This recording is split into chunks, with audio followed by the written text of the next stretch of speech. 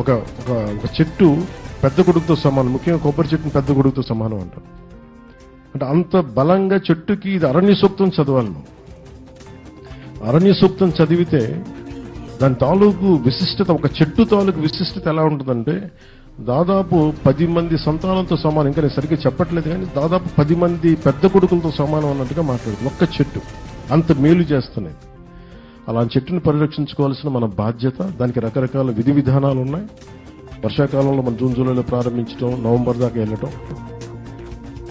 ఒక ఒక ఒక చెట్టు పెద్ద కొడుకుతో సమానం. ముఖ్యంగా కొబ్బరి చెట్టుని పెద్ద కొడుకుతో సమానం అంటారు. అంటే అంత బలంగా చెట్టుకి ఇది అరణ్య సూక్తం చదవాలి.